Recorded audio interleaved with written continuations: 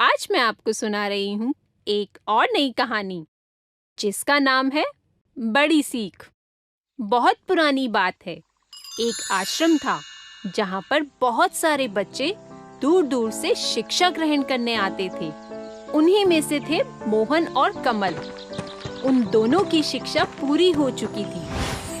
आश्रम के नियम के अनुसार उन्हें अपनी शिक्षा पूरी करने के बाद घर जाना था।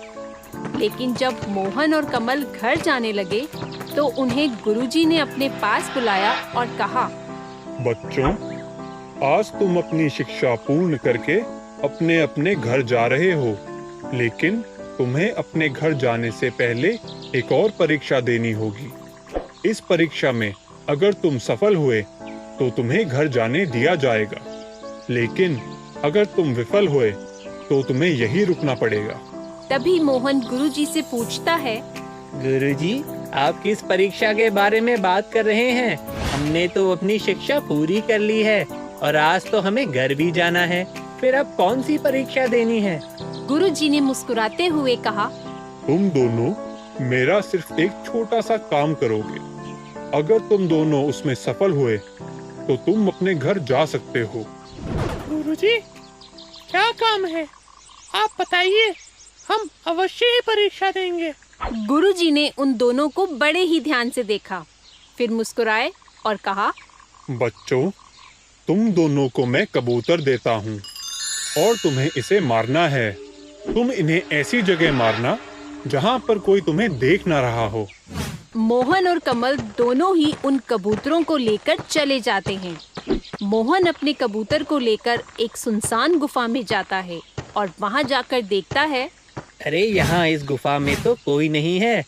मैं अगर इसे मार भी दूं तो किसी को क्या पता चलेगा? ये कहकर वो उस गुफा में कबूतर की गर्दन मोड़कर उसे मार देता है और फौरन गुरुजी के पास आश्रम में जाता है और कहता है, गुरुजी, मैंने उस कबूतर को मार दिया है। अब तो मैं घर जा सकता हूँ ना?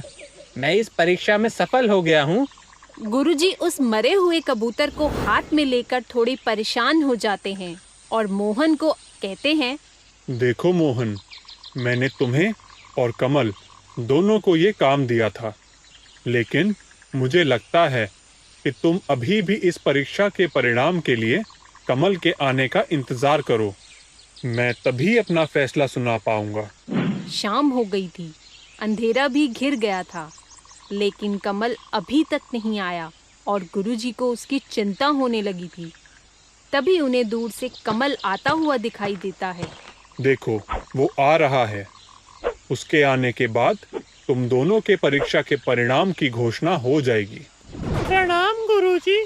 कमल, तुम इतनी देर से कैसे आए और तुम्हारे हाथ में ये कबूतर जिंदा कैसे है? गुरुजी, ये बहुत लंबी कहानी है। आप बस ये समझ लीजिए कि मैं इस परीक्षा में सफल नहीं हुआ हूँ। मुझे क्षमा करें। मैं इस कबूतर को नहीं मार पाऊंगा और इस कारण मैं अपने घर भी नहीं जा सकता। ये सुनते ही गुरुजी उससे कहते हैं, रुको कमल, तुम जब तक हमें पूरी बात नहीं बताओगे, हम तुम्हें आश्रम में प्रवेश नहीं करने देंगे। बताओ, क्या हुआ था तुम्हारे साथ? गुरुजी, जैसा कि आपने कहा था कि इस कबूतर को वहीं ले जाकर मारना है जहाँ पर कोई नहीं देख रहा होगा, तो मैंने वही किया। मैं इसे मारने के लिए जंगल में ले गया, लेकिन वहाँ पर मौजूद सारे जानवर मुझे देख रहे थे। फिर मैं इसे जंगल के अंदर ले गया। वहाँ पर जानवर तो मौजूद नहीं थे, पर सारे पेड़ पौधे देख रहे थे। इसके बाद मैं इसे समुद्र ले गया, तो वहाँ पर सारी मछलियाँ और समुद्र देख रहा था। जब मैं इसे मारने के लिए पहाड़ पर ले गया, तो वहाँ पर सन्नाटा देख रहा था। इसके बाद मैं एक गुफा के अंदर ले गया।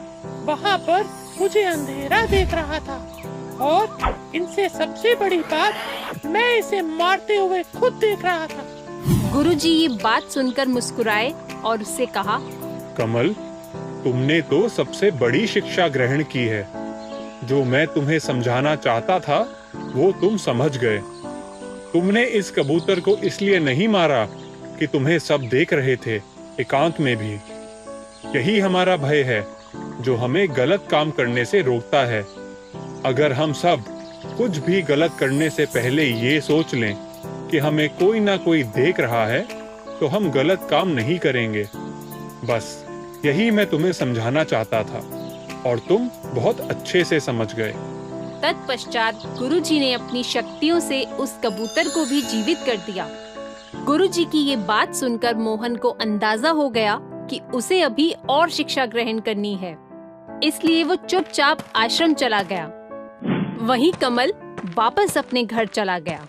तो बच्चों, इस कहानी से हमें ये शिक्षा मिलती है कि हमें कुछ भी बुरा करने से पहले 10 बार सोचना चाहिए।